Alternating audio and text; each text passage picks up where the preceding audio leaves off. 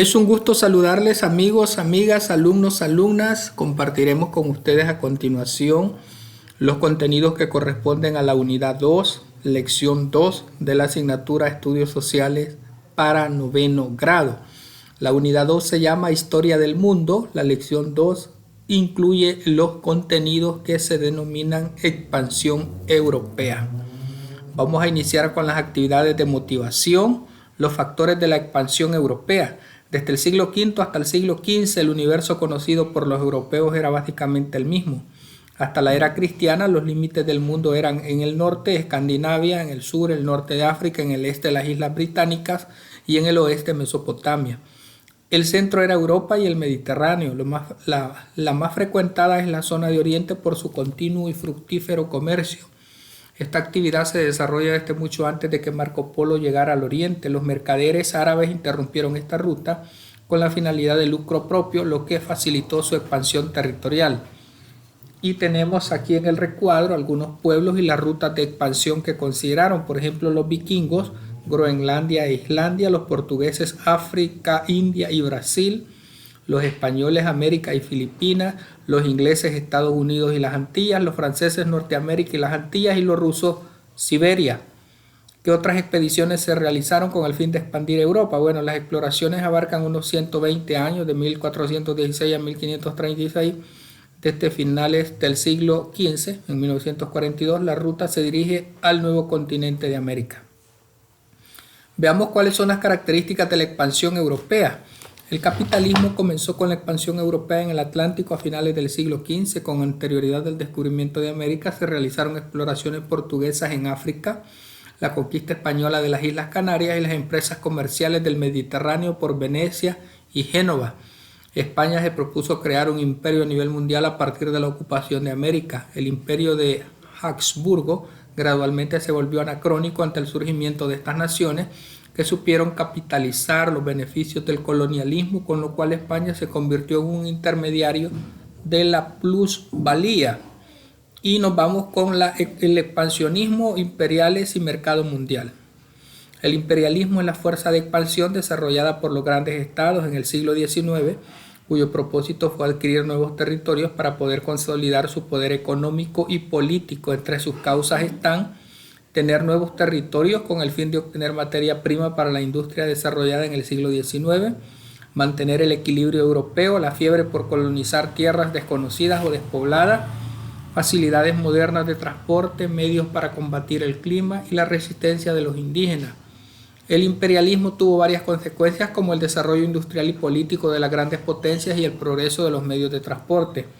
Además, la rivalidad comercial y la tirantez en las relaciones provocaron un ambiente de guerra en Europa. Mercado mundial. A partir de 1850, la revolución industrial creó ciertas condiciones en los países altamente desarrollados. La expansión de la población, incremento de la economía, expansión de la producción industrial y cambios tecnológicos del transporte marítimo y terrestre, acelerado proceso de urbanización y mejores condiciones de vida. Vamos con la actividad 1. Tenemos en la imagen Alemania e Italia. Investiga cómo Alemania, Italia y otros países se formaron en estados.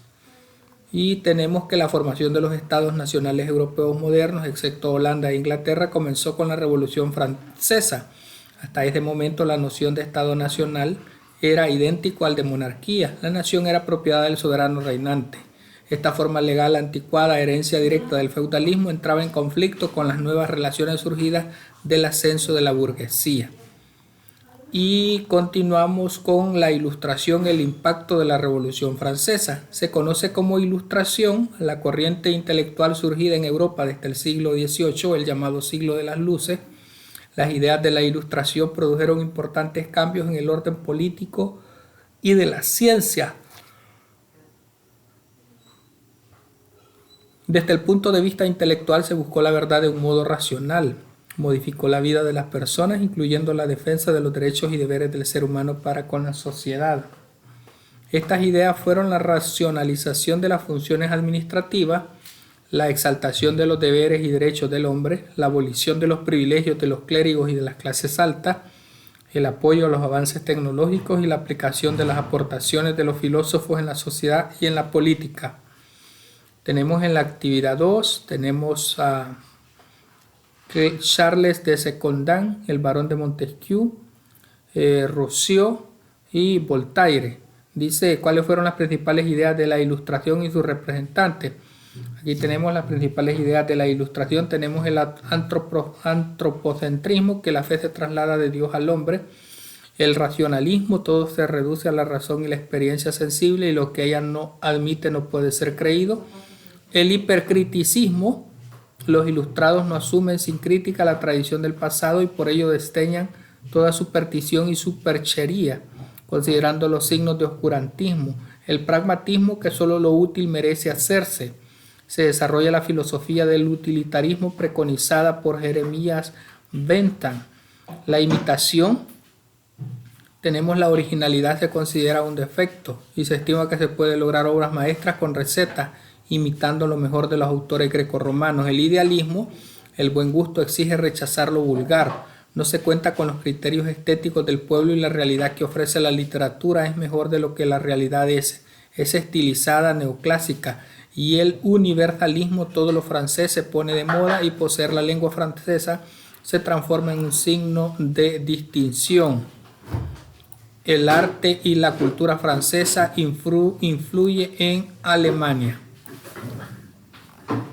Luego se nos pide qué ideas políticas expusieron los ilustrados. Y tenemos que la Ilustración se nutrió filosóficamente de varios movimientos y corrientes del pensamiento. Entre ellos cabe destacar el antropocentrismo, el racionalismo, Descartes, Leibniz y Spinoza, el empirismo, Bacon, Locke, Berkeley y Hume, el hipercriticismo, el pragmatismo, el idealismo y el universalismo. En el campo de la metafísica cabe destacar la obra de Immanuel Kant. Luego tenemos, investiga las biografías de 3 filósofos de la Ilustración. Y tenemos en este caso a René Descartes, filósofo físico y matemático de origen francés, considerado el padre de la filosofía moderna y uno de los pensadores fundadores del racionalismo, cuyo rol en la revolución científica fue central y que inspiró a generaciones venideras de filósofos ilustrados, como Spinoza o David Hume. Francis Bacon, conocido filósofo, político, abogado y escritor inglés, considerado el padre fundador del empirismo filosófico y científico, así como el autor de las reglas del método científico experimental. Además fue el primer ensayista de su país. Y Immanuel Kant, uno de los filósofos más importantes de la tradición occidental, fue el fundador del criticismo y su máximo exponente y precursor del idealismo alemán. Su crítica de la razón pura es considerada un texto que cambió para siempre la historia del pensamiento filosófico occidental y que aún goza de vigencia. Tenemos las razones fundamentales de la Revolución Francesa, las ideas, los desajustes sociales, los problemas económicos y la crisis política. Y a partir de las características de la Revolución Francesa, fue una revuelta contra el orden ideológico del feudalismo, contribuyó a la consolidación del modo de producción, el capitalista. A través de ella se polarizaron las clases sociales, la burguesía y el proletariado. Los campesinos fueron oprimidos, despojados de sus tierras, hubo disminución en el rendimiento de la producción y aumento de tributos fiscales. A partir de las etapas de la Revolución Francesa, elabora un álbum con los hechos más relevantes de la Revolución Francesa, sus causas y consecuencias. Bueno, el lema de libertad, igualdad y fraternidad condujo a la primera ley de derechos humanos. Las consecuencias de la Revolución Francesa fueron el fin del orden feudal, se acabó con la monarquía y con la separación de la sociedad en clases fijas e inamovibles, aristocracia, clero y siervo. Ahora veamos la Revolución Industrial y sus etapas. La Revolución Industrial es un periodo histórico comprendido entre la segunda mitad del siglo XVIII y principios del XIX. Inglaterra en primer lugar y luego el resto de Europa continental sufrieron grandes transformaciones socioeconómicas, tecnológicas y culturales. La economía basada en el trabajo manual fue reemplazada por otra dominada por la industria y la manufactura. La revolución industrial produjo una nueva clase social. Debido al mejoramiento de los trabajos, muchas personas del campo acudieron a las fábricas de la ciudad a laborar en las industrias de tejido, que utilizaron las máquinas de vapor traídas a Estados Unidos. El transporte de mercancías mejoró gracias al barco de vapor construido por el ingeniero estadounidense Robert Fulton en 1807. ¿Cuáles fueron las etapas de la revolución industrial? La revolución industrial puede dividirse en dos etapas. Primera revolución industrial inglesa entre 1750 y 1850 y la segunda revolución industrial a partir de 1870. Durante la revolución industrial la fuente de energía utilizada es el carbón, luego se utiliza la electricidad y el petróleo.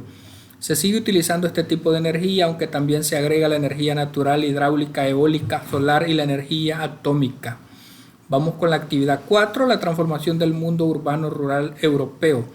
La revolución industrial se inició en Gran Bretaña, luego pasó a Bélgica a principios del siglo XIX. En la primera mitad del siglo se extendió a Francia y en la segunda mitad a Alemania, Japón y Estados Unidos. Con la revolución industrial aparecieron por un lado una nueva burguesía adinerada formada por banqueros, grandes comerciantes e industriales importantes. Por otro, una clase media en constante crecimiento integrada por pequeños y medianos comerciantes y por empleados públicos y privados. Por último, una masiva clase obrera proveniente de las zonas rurales que no tuvo más que adaptarse a la nueva situación y sufrieron grandes abusos. Debido a estos problemas se crearon las asociaciones obreras antecesoras de los sindicatos. Con base en la lectura anterior, elabora un ensayo en el que expongas tus ideas acerca de por qué se crearon las asociaciones de obreros y quiénes conformaron la clase media. Bueno, podemos decir que tenemos que las asociaciones de obreros se conformaron como consecuencia de la falta de derechos de los trabajadores en la fábrica, siendo la clase media baja la clase trabajadora.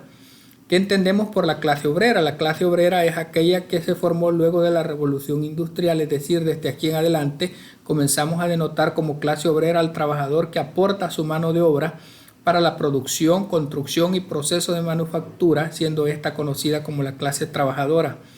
La identidad de este término consiste en distinguir la clase trabajadora de la clase de la burguesía o clase capitalista, quienes forman parte de los dueños en las industrias y los puntos de producción. Dicho término hace énfasis en esa separación y en esos términos sociales es que se forma. Luego dice, primero investiga el tema y luego reflexiona acerca de los hechos ocurridos durante la revolución industrial. Bien, en resumen, la revolución industrial fue un proceso de cambios irreversibles que afectó a la sociedad desde un punto de vista económico, social, tecnológico y científico. Esta tuvo origen en Inglaterra, ya que ella estaba preparada, poseía reservas de carbón, hierro y tenía una relación de comercio con la India, de la cual obtenía la materia prima más preciada para los ingleses, el algodón.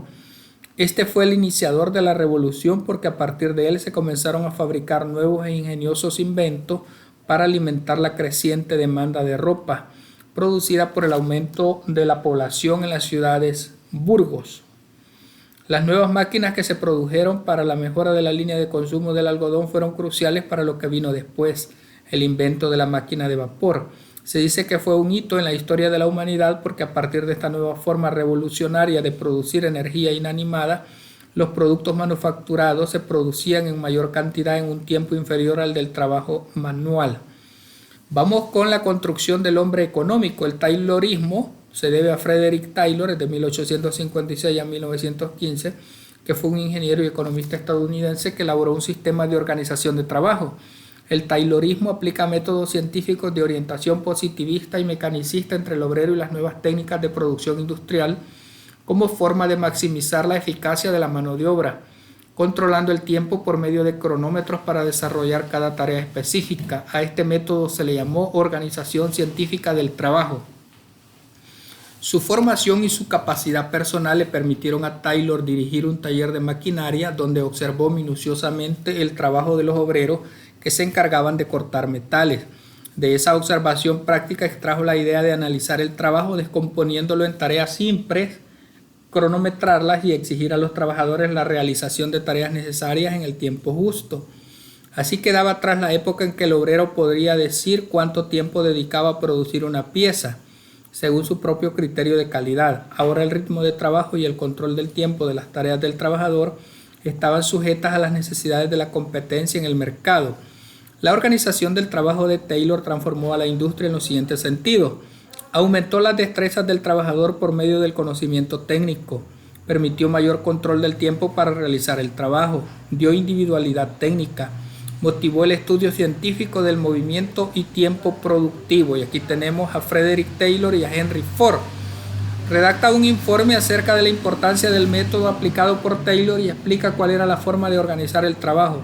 Luego contrasta esta información con la organización que actualmente se emplea en la industria. Bueno, el método aplicado por Taylor y Henry Ford se basa en la división del trabajo, la producción en cadena y la eliminación de la autonomía temporal de los trabajadores. Taylor sugirió dividir el trabajo entre ellas para aumentar la productividad. ¿Qué se propone en el método aplicado? Se propone un estudio sistemático sobre las condiciones de trabajo óptimas y el aumento de la productividad de los trabajadores para abordar una variedad de problemas, incluido el mal uso de humanos y máquinas. Ahora, estos principios se siguen utilizando en la industria salvadoreña. Continuamos con el Fordismo. El término Fordismo se refiere al modo de producción en cadena y serie que llevó a la práctica Henry Ford, fabricante de vehículos en Estados Unidos. Este sistema apareció en el siglo XIX y promovió la especialización, la transformación del esquema industrial y la reducción de costos. El método de producción fordista implica la combinación del taylorismo. Las características del método fordista incluyen la línea de montaje, la producción en serie, la estandarización y la intercambiabilidad de las piezas. Otros aspectos de sus ideas fueron la exportación como medio importante de expansión comercial, el principio de la participación en los beneficios de todo el personal y un sistema de ventas a crédito que permitía a todos sus trabajadores poseer un automóvil. Una de sus frases más reconocidas es: "El obrero es el mercado". A diferencia del taylorismo, en que se nos ofrece un modelo de visión teórica con una intención de interpretar el ámbito de la organización según esquemas sacados de las ciencias modernas, el Fordismo ofrece un modelo de observación práctica orientada a la acción. Intelectos como Taylor y Ford han dejado al hombre económico un legado de ingenios y por lo tanto sus espíritus emprendedores provocaron grandes revoluciones sociales y laborales, incluyendo innovaciones tecnológicas e industriales que son utilizadas en todo el mundo. Y luego viene un resumen de todo lo que se ha hablado en el capítulo o en esta lección. Vamos con la actividad 6. Elabora un esquema con base en las siguientes preguntas: ¿cuáles fueron las principales ideas de Ford y qué modelo ofreció el método fordista? ¿Qué características posee? Bueno, los elementos centrales del modelo fordista son el aumento de la división del trabajo, la profundización del control de los tiempos productivos del obrero, es decir, vinculación tiempo-ejecución, la reducción de costos y el aumento de la circulación de la mercancía, e interés en el aumento del poder adquisitivo de los asalariados, y las políticas de acuerdo entre obreros organizados, sindicatos y el capitalista. Luego viene la autoevaluación y por último una ventana donde se ven los fusilamientos del 3 de mayo de Francisco de Goya. Así es que de esta manera, amigos, amigas, alumnos y alumnas de 9º grado, estaríamos completando los contenidos que corresponden a la unidad 2, lección 2 de la asignatura Estudios Sociales y Cívica para 9º grado. Ha sido un gusto, muchas gracias, bendiciones a todos y todas.